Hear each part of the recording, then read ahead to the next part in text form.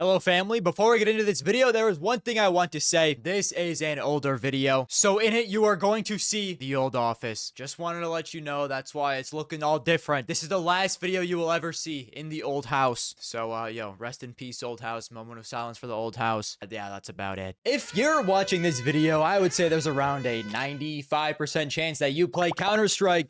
God damn it, I'm hungry, I'm horrible! So you're gonna be all too well aware of what we're talking about today, and that is being bad at Counter-Strike. And what better way to start this off than what we just witnessed at the IEM Cologne Major? Because my god, was Gaming Gladiators quite literally generationally horrible at this tournament. And before I bully them too much, listen, I also do gotta say, these guys still are the top percent of the top percent of the game, okay? They're still all incredibly good players. But in the context of Tier 1 Counter-Strike, oh my days. I knew they weren't good, but I didn't realize how bad they were until I saw this Statsmeister tweet where he says Gaming Gladiators just dropped the lowest round win rate in Swiss Major history at IEM Cologne Major 2026 Stage 1 and a 23.5 round win percentage. And here's a picture of all the worst teams, some of which we will get into later. And before we get into their results here, maybe a little bit of background on why this was so generational. Gaming Gladiators have been in Counter-Strike since 2019 and have had a variety of different rosters, starting as an American team, eventually acquiring Ecstatic, which was a Danish team, To be honest,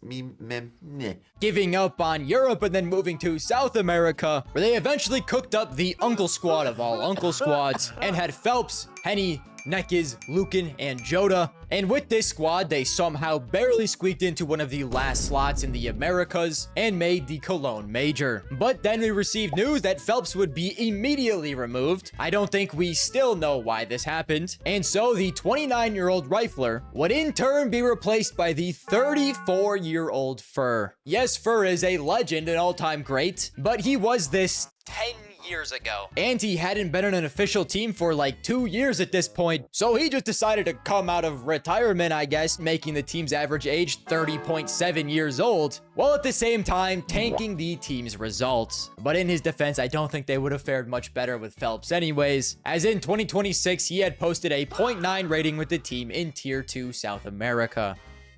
Follically Challenged Garmour speaking. Guys, if you would like to support me in the stuff I do here, check out the new long-term sponsor of the Garmour YouTube channel, SkinSwap. SkinSwap is the #1 place to trade your Rust or Counter-Strike skins for new ones where you can instantly upgrade your inventory. And if you use my code Garmour, you can get up to $50 on a free skin and a 3% lifetime selling bonus. And now you can also easily buy skins off the Chinese marketplace for cheaper prices than you ever could on the Western marketplaces. I truly think this is the best feature on any skin trading website, but if you are looking to sell, you can sell your skins for crypto, PayPal, Venmo, and a bunch of other withdrawal methods. Along with this, SkinSwap has a vault system now, which makes it the most rewarding skin trading website. And of course, don't forget the giveaways. And I think that's it. Thank you to them, thank you to you guys, and back to the video.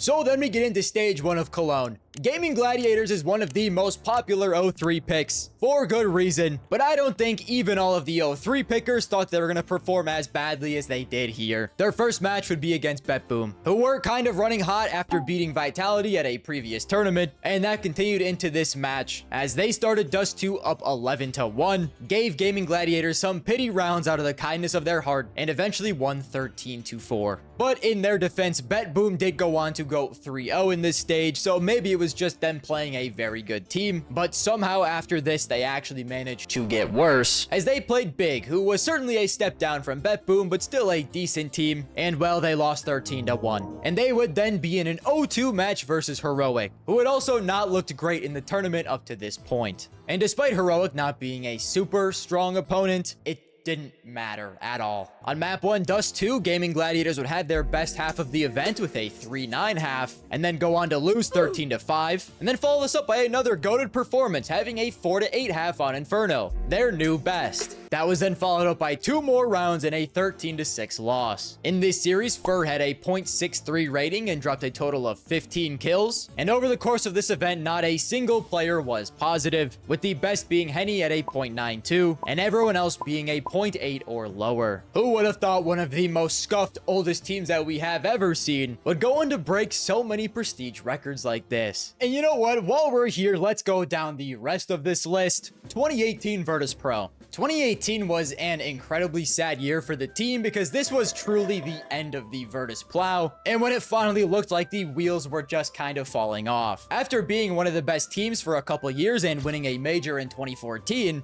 the end of 2017 looked like Virtus Pro were still fairly decent. They made the semis of Krakow, they made the finals of an S-tier event, and then right at the end of the year, there were a few concerning signs as they came in 4th at a B-tier tournament, losing 0-2 to Space Soldiers, 7th in the groups of ECS Season 4, and nearly dead last at WESG 2017 Europe Finals. And while the form from those last 3 tournaments continued into the E-League Boston Major. Due to the Polish squad, of course, being one of the best teams in the world for years at this point, they got an immediate placement in the Legend stage here. But as soon as they started playing, it kind of looked like a spot that was undeserved. In Game 1, they played Quantum Bellator Fire, who was the 25th best team in the world.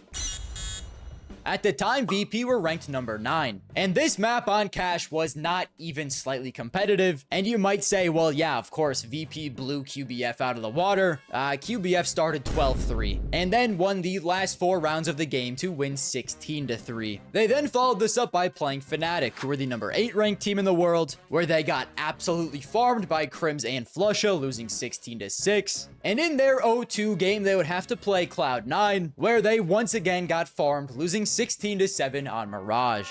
At this event, not a single player on Virtus Pro dropped over a .76 rating, and this was a sad time because shortly after this, VP would start to kind of crumble and make roster moves, as Taz would be benched for Mihu, then Snacks would be acquired by Mouse Sports, and Morels would be brought in as a stand-in, until a more permanent replacement in Snatchy would join from a go. This is the roster they went into the Face It London Major with, and they were almost as bad as they were at the last one. Here they did win more rounds, but they would have to start in the opening stage where they once again went 0-3, losing 16-5 against the number 8 ranked team in the world, NIP, 16-13 against Optic, which was easily their best match in both majors this year so far. And then in the 0-2 game, they would have to play the number 4 ranked team in the world, North, and lose 16-6. Once again, the ratings on the team did not look very good. And later this year in December, VP announced they were ceasing operations for their current CSGO squad and completely rebuild 11 days later with Snatchy, Mihu, Tawao, Snacks, and Bialy. 2018 was without a doubt the last chapter in the Polish Plow book, and it was an incredibly sad one. The next team on this list is Metasport at the Blast Austin Major 2025 Stage 1. All that's really to be said here is Metasport just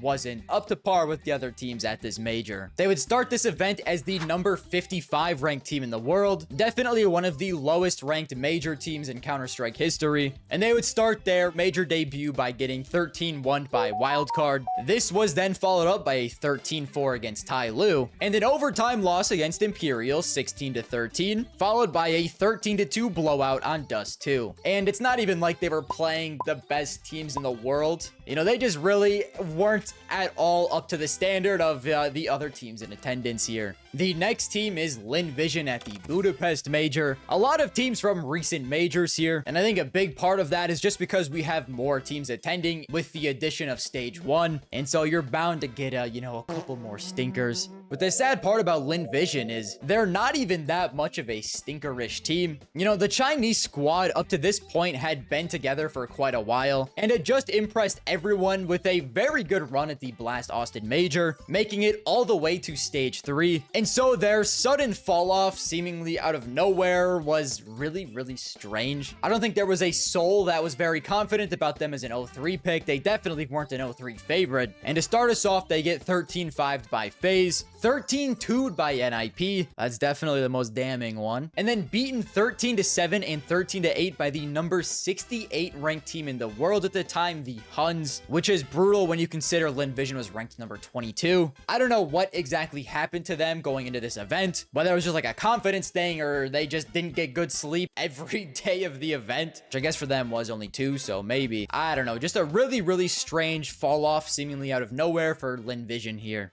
And finally, the last team we have on this list is another team from the Boston Major in 2018, and that is Blade's Flipside Tactics. This team was in the opening stage of this event, and the roster of Waylander, World Edit, Seized, Markaloff, and Blade would start off their debut by getting 16-4'd by Misfits. The scuffed Misfits with Sean Garris, Sick, Shazam, and then 2 French players in Devo Duvek and Amanek.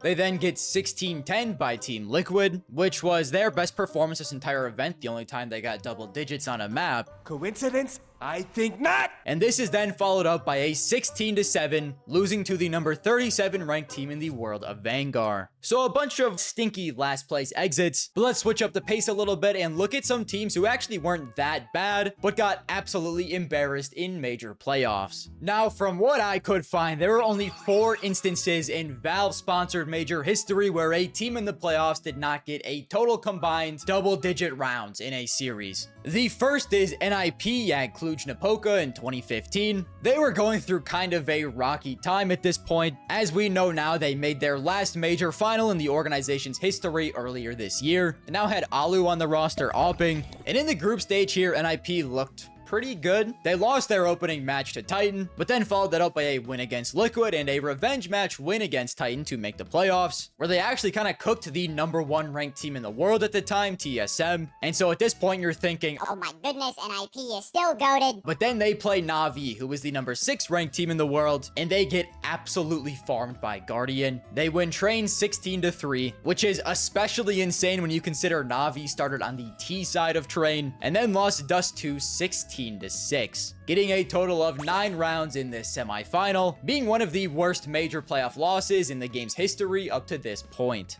The next is ESL Cologne in 2016, where a Gambit pre-Zeus somehow made the playoffs. This team included Spaze, Adren, Mo, Hooch, and Doja, where in their groups they beat CLG 16-13, and then upset Astralis, who were the number 8 ranked team in the world at the time. A big similarity between these teams so far is just beating the Astralis core. And while in the playoffs here in the quarters, Gambit would have to play the number 3 ranked team in the world, Fnatic, where they got slimed the fuck out. Map 1 on Train was a 16-5, and Map 2 Cash was a 16-3. We're now back to the Face It London 2018 Major. Here, number 8 ranked team in the world, Big, had to play number 2 ranked team in the world, Na'Vi, with a super powered Simple, and they just didn't stand a chance. Smooya got flattened by Simple this series, and Big would lose 16-2 and 16-6. And lastly, we have the most recent one, Mongols versus Vitality at Budapest. This one is brutal because Mongols had a stand-in. They had Control as stand-in during this event, man. You want me to dog on Control as in Mongols for getting blown out by Vitality, the team that won the entire thing? But I mean, it was bad. ZywOo dropped a 2.18 rating on their head, and they would lose 13-5 on Mirage and 13-4 on Dust 2, and Controllers would drop a 0.46 rating. Who knows, man? Maybe if he performs better in this game, they keep him instead of Cobra Zera, but I guess we'll never know. And to close this video out, let's go back in time to some of the older majors. I know we've done a little bit of that. Most of these are in like 2014, 2015 before we had Swiss stages, but I will talk about one at Krakow, and that is 2017 Krakow Vega Squadron. Going into this event, they were the 24th ranked team in the world, and during their attendance here, they unfortunately looked like the 84th ranked team in the world, as they got 16-2'd in their opening game by VP, a VP that we know fell off very shortly after this. And then follow this up by getting 16-6'd against Immortals, who in their defense did end up making the final. But then they would have to play the 21st ranked team in the world, Penta, where they would lose 16-14, going out 0-3, with their only close match of the entire event being against Penta, who went on to immediately get beaten by Flipside and go out 1-3, and then Flipside immediately went out 2-3. So worse than Penta, who are worse than Flipside, that are all teams that got eliminated. Then we head over to Columbus 2016, where we finally have some NA representation. Bless up to NA, baby. We got Jason R in the squadron. Brother, a Jason R and Splice who would get 16-5 by Fnatic, and then 16-3 by FaZe. And this was not prime FaZe. They weren't a bad team by any means, but this was very shortly after they got bought out from G2, and the team was Michaelele, Rain, Jacob, Fox, and AZ. So, you know, not a great showing overall. We then again have even more Blade and Flipside representation at Katowice 2015. Listen, let me tell you what, guys. Blade was the GOAT of getting Flipside sticker money. But more often than not, they did have one sneaky playoff run. That's about where the positives ended for Flipside. Getting sticker money is important, but at the majors, got kind of blown out a lot of the times. You know, along with VP, they're the only team on this list with multiple times being mentioned. So, you know, that's pretty impressive, man. But yeah, here Flipside would get 16-2'd by Na'Vi. Oh, ironic. Which Na'Vi is a good team, maybe not that damning. What I would say is a lot more damning is getting 16-2'd by Vox and Meaner with Sponge calling. They got 16-2'd by Sponge, and a total of 4 rounds at this entire event. Then we unfortunately have one of the GOATs of Counter-Strike at ESL 1 Cologne 2014 and London Conspiracy. This was a fully Norwegian team at the time with Skirk, Polly, PRB, Rubinho, and yes, Rain. I'm pretty sure this is where Rain made his major debut, and well, it wasn't a great one, but what can you expect when you look at the rest of his team? Here they would get 16-2'd by LDLC on Nuke, and then unfortunately 16-5 by Copenhagen Wolves. But this isn't the worst major performance in Counter-Strike history. No, that goes to our next team who attended DreamHack Winter 2014. You know, back in the early days of Counter-Strike, we got a little bit more representation at majors. And by more, I mean there just weren't as many like high-tier teams. And so at DreamHack Winter 2014, we would actually get a fully South African roster, which included Black Poison, Rachno, Deviant, Scent, and Detroni. And while a cool story of a full South African team making a major, they would not come in here with a lot of expectations, and I think they still even somehow underachieved. As in game 1, they would play Fnatic, who, let's not get it twisted, Fnatic were absolutely goated during this time period, but unfortunately Bravado would only get 2 rounds in this map, going 13-2 in the first half of Mirage, and then not winning another round. Then after this, you might think maybe they can have a better chance against Cloud9. Surely they weren't going to win, but maybe they could do better than 2 rounds. This is where, unfortunately, on Cash, they would get 15-0'd in the first half, win the pistol in the second, and then lose the next round after that, getting 16-1. During Bravado's run at DreamHack Winter 2014, they would get a total of 3 rounds, and the team's ratings would be some of the most atrocious in Counter-Strike major history. A .66, a .44, a .38, a .36, and I mean, this has to be the lowest rating in Counter-Strike major history. Deviant with a .26 during all of DreamHack Winter. It was only 2 maps because they were a lot shorter during this time period, but even still, that is brutal. But once again, like I said, all of these guys were still some of the top % players in Counter-Strike's history. You all have to be incredibly good to make a major in the first place, so we can't hate on them too badly. I just thought it would be interesting to talk about. And yeah, that's it for me today, fellas. If you liked it, like the video, subscribe link if you want to subscribe, turn on notifications if you want to be notified, and that's it for me, fellas. I will see you next time.